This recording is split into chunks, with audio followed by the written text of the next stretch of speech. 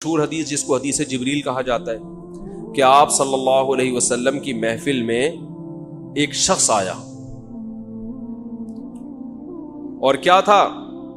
شدید بیاض الثیاب، انتہائی سفید کپڑے اس شخص نے پہنے ہوئے، شدید سواد الشعر، انتہائی سیاہ بال، لا یرا علیہ اثر السفر ولا یعرفہ منا احد۔ کتنی عجیب بات ہے، کہہ رہے ہم میں سے کوئی اسے جانتا بھی نہیں تھا لیکن اس پہ سفر کے کوئی آثار تھے بھی نہیں۔ تو بہت عجیب سی بات ہے یا نہیں ہے کہ ایک بندے کے اتنے سفید کپڑے، جبکہ وہ اس محلے کا بھی، کیونکہ پہلے تو اونٹوں پہ پیدل آتے تھے نا، تو بھائی میلے کپڑے ہوتے ہیں، ہم کہتے ہیں پتہ نہیں کہاں سے آیا ہوگا، مصر سے آیا ہوگا، شام سے آیا ہوگا، کہیں سے آیا ہوگا۔ وہ لوگ تو سب ایک دوسرے کو جانتے تھے، جیسے گاؤں میں جانتے، صدیوں سے اکٹھے رہ رہے ہیں، لیکن کپڑوں کی سفیدی سے لگ رہا ہے بھائی مقامی آدمی ابھی نہا دھو کے آیا ہے، مگر ہم میں کوئی اس کو جانتا نہیں ہے۔ اور ایسا جوان کہ اس کے انتہائی سیاہ بال، اور نبی سے اتنی بے تکلفی کا اظہار جیسے کوئی پرانا دوست ہو۔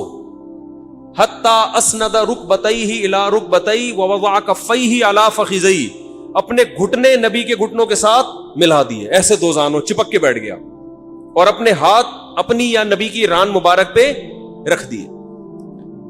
تو کتنا عجیب منظر ہے، لیکن حضرت عمر فرماتے ہیں ہم میں یہ گویا حدیث کا مفہوم ہے کہ ہم میں ہمت نہیں ہوئی کہ نبی سے پوچھے کہ یہ کون ہے۔ بھئی دیکھ رہے ہیں بس، جو بھی منظر ہے دیکھتے رہو، ہو کیا رہا ہے۔ بھئی نبی جب نہ اس کو ڈانٹ رہے ہیں نہ اسے کچھ کہہ رہے ہیں، ہوگا کچھ ہمیں نہیں پتا۔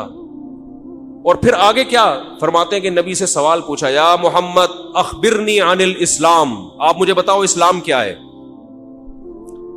تو آپ صلی اللہ علیہ وسلم نے بتانا شروع کیا، الاسلام ان تشہد ان لا الہ الا اللہ وان محمد رسول اللہ۔ سب صحابہ بیٹھے ہوئے ہیں، سب یہ منظر دیکھ رہے ہیں، مگر کسی کی ہمت نہیں ہے کہ وہ نبی کی مجلس میں پوچھ لیں۔ چپ کر کے دیکھتے رہو کیا ہو رہا ہے۔ ہم ہوتے 20 دفعہ ہم درمیان میں پہلے اس کو گریبان سے پکڑ کے باہر نکالتے ہیں، تو ہے کون، کس سے پوچھ کے آیا ہے، اور تو پہلے بتا، تو تیرے کپڑوں پہ نہ کوئی اثر ہے، جن تو نہیں ہے کہیں۔ بھائی دیکھ رہے ہیں کہ جب نبی کچھ نہیں کہہ رہے تو سب سے زیادہ اعتراض کس کو ہونا چاہیے تھا؟ نبی کو۔ تو نبی ہم سے زیادہ جانتے ہیں، تو جب وہ خاموش ہے تو ہم بھی کیا کریں؟ چپ کر کے بیٹھے رہے، آرام سے خاموشی سے بیٹھے رہے۔ اور پھر کتنا عجیب منظر کہ گھٹنے نبی کے گھٹنوں مبارک کے ساتھ ملا کے پوچھ رہے ہیں کہ اخبرنی عن الاسلام، آپ بتاؤ مجھے اسلام کیا ہے۔ تو آپ نے فرمایا اسلام یہ ہے کہ گواہی دو کہ اللہ کے سوا کوئی عبادت کے لائق نہیں، اور محمد صلی اللہ علیہ وسلم اللہ کے بندے اور رسول ہیں، وَتُقِيمَ الصَّلَاةَ وَتُؤْتِيَ الزَّكَاةَ وَتَصُومَ رَمَضَانَ وَتَحُجَّ الْبَيْتَ إِنِ اسْتَطَعْتَ إِلَيْهِ سَبِيلًا۔ رمضان زکات دو، رمضان کے روز نماز قائم کرو، زکات دو، رمضان کے روزے، اور استطاعت ہے تو حج کرو۔ فرماتے ہیں اس نے کہا صدقتا، اے محمد آپ نے سچ کہا۔ حضرت عمر کہتے ہیں ہمیں اور عجیب، فعجبنا يسألہ ويصدقہ، بھائی سوال بھی پوچھ رہا ہے اور خود ہی کہہ رہا ہے سچ کہا، تو یہ تو امتحان لینے کے لیے آیا ہے۔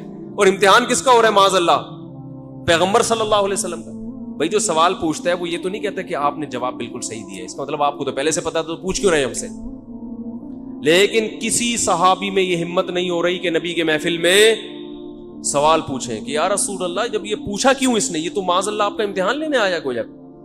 پھر اس نے پوچھا، جبریل، وہ بعد میں پتا چلا وہ فرشتے جبریل علیہ السلام تھے، پھر پوچھا کہ مل ایمان کیا ہے، مل ایمان۔ تو انہوں نے آپ صلی اللہ علیہ وسلم نے فرمایا ایمان یہ اللہ پر، اس کی کتابوں پر، اس کے رسولوں پر، اس کے فرشتوں پر، آخرت کے دن پر، تقدیر پر ایمان لایا جائے۔ صدقتا، سچ کہا۔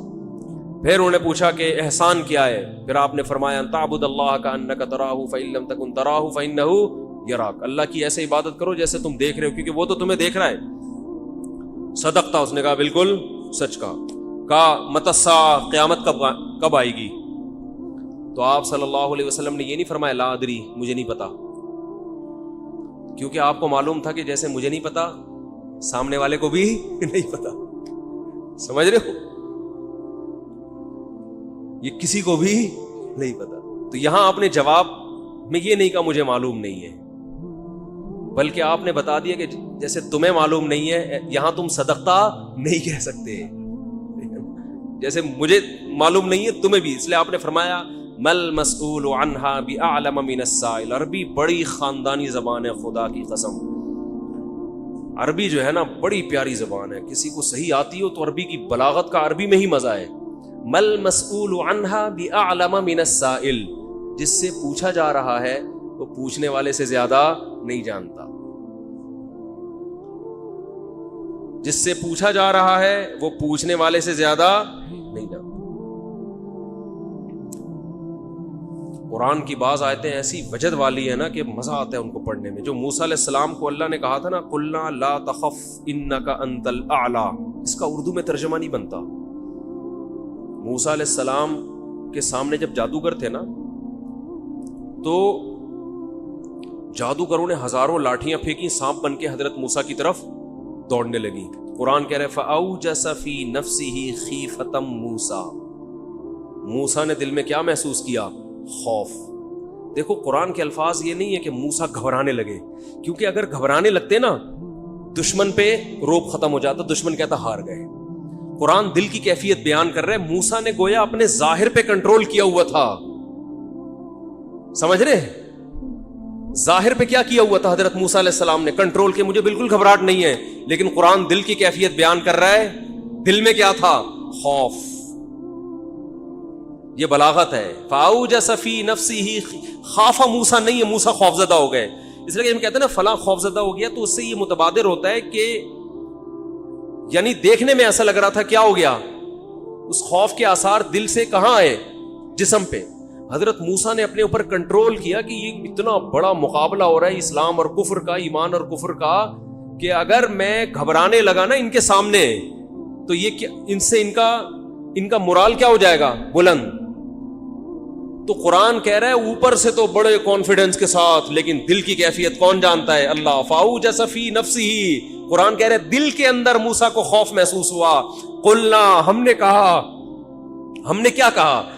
دل کے اندر وحی کی اللہ نے بھی. دل گھبرا رہا ہے تو دل میں وحی کی. لا تخف، اے موسیٰ خوف مت کر، انک انت الاعلی، آج کے دن تو ہی غالب ہوگا.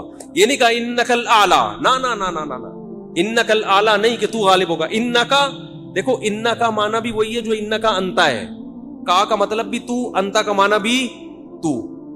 تو جب ایک دفعہ کا کہہ دیا تو دوبارہ انتا کہنے کی کیا ضرورت ہے بھائی؟ ابے چھوڑو یار، رہنے تو تم لوگ کو بہت مشکل ہے بات سمجھانا. مجھے مزہ آ رہا ہے نا اس آیت میں، وہ آپ سوچ بھی نہیں سکتے. قرآن یہ نہیں کہہ رہا انک الاعلی کہ تو کیا ہو جائے گا، تو ہی برتر ہوگا، تو ہی غالب ہوگا. انکا انتا، یہ تاکید کے لیے، اے موسیٰ تو، صرف تو، ٹھیک ہے نا، اکیلا. الاعلی، اور اعلی بھی نہیں ہے. اصولی طور پر خبر پر الف لام داخل نہیں ہوتا.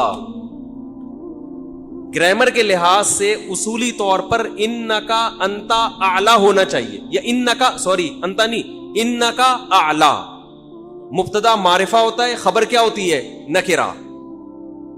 سمجھتے نہیں ہو بات؟ جب پڑھو گے نہیں رات کو تو سمجھو گے نہیں بات کو. انکا اعلی ہونا چاہیے، اے موسیٰ تو غالب آ جائے گا، یہ مطلب ہوگا سیدھا سیدھا ترجمہ اس. اللہ نے اعلی پہ الف لام لگا دیا. الف لام جب لگتا ہے نا کسی، تو وہ کسی اسپیسیفک چیز کو کہتے ہیں. جیسے کتاب کا مطلب کوئی بھی کتاب، الکتاب کا مطلب کوئی اسپیسیفک، کوئی خاص کتاب. آپ جب کہتے ہیں بندہ آیا ہے، بچے گھر میں آ کے بتا رہے ہوتے ہیں پنجاب میں بندہ آیا ہے، کراچی میں کہتے ہیں آدمی آیا ہے کوئی. یہ بندہ کا لفظ پنجاب سے امپورٹ ہوا ہے. کراچی میں لوگ کہتے تھے کوئی انسان آیا ہے، کوئی آدمی آیا ہے، تو پنجاب میں کیا کہتے ہیں اس کو؟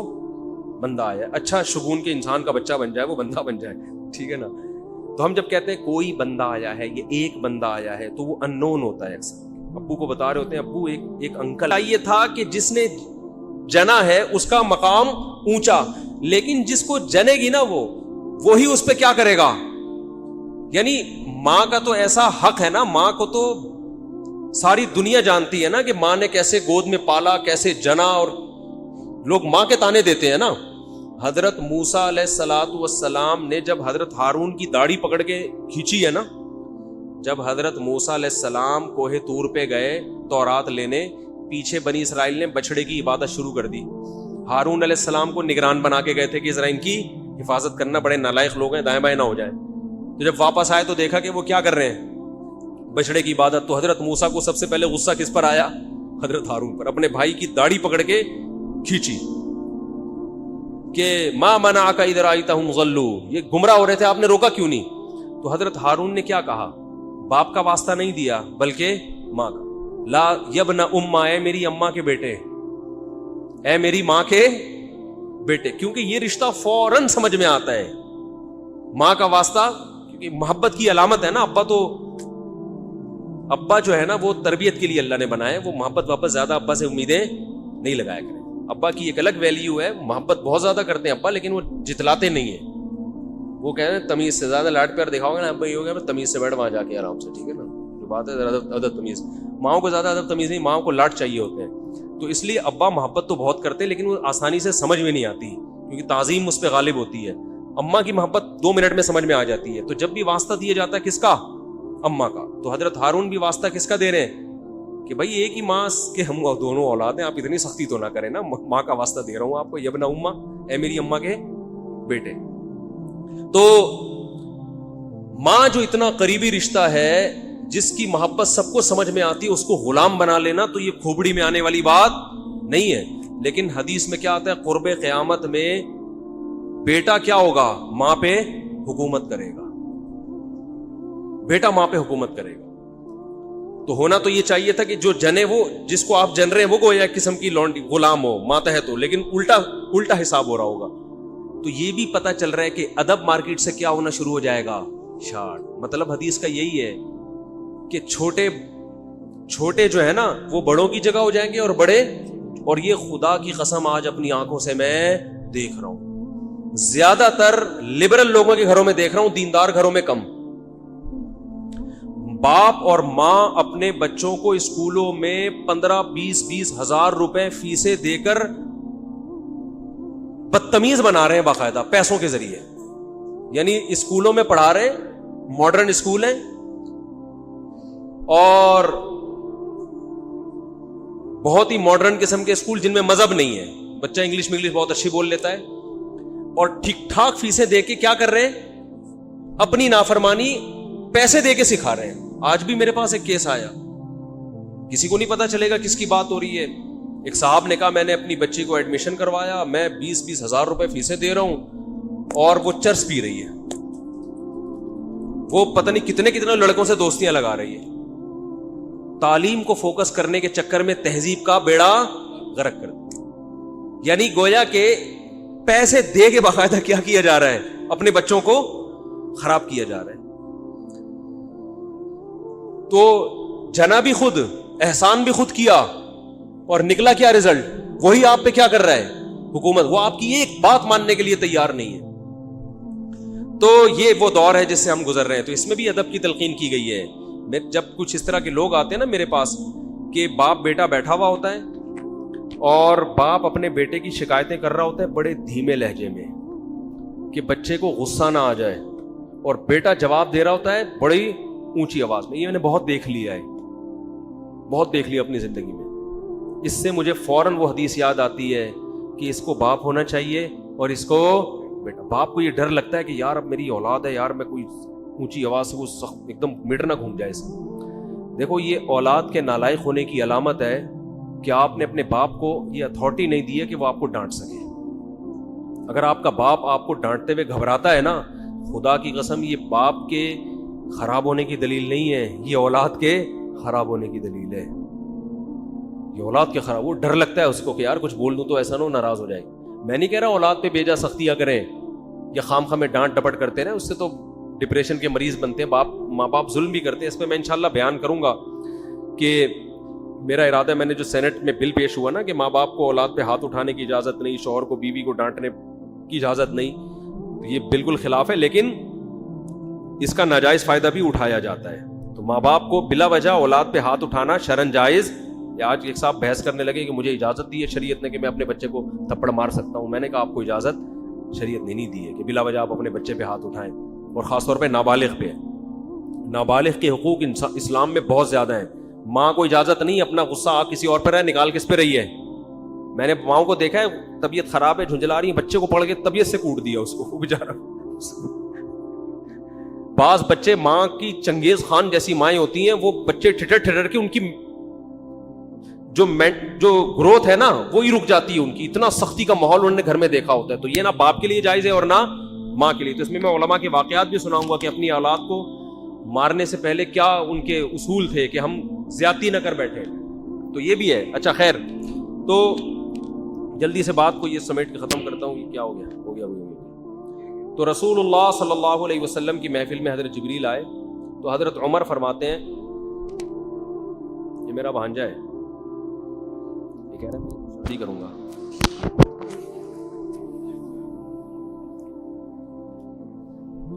اس کو میں کہتا ہوں دکان پکوڑوں کی باتیں کرو, کہ تم کرو شادی لیکن اپنے خرچے پہ کرو, اپنا الگ گھر لے کے دو. یہ آدھا بیان سنتے ہیں آدھا نہیں سنتے. ایک دن یہ اور اس کا چھوٹا بھائی دونوں حافظ ہیں ماشاءاللہ, کہنے لگے ماموں کوئی بیوہ شیوا کا رشتہ ہو تو بتا دیں.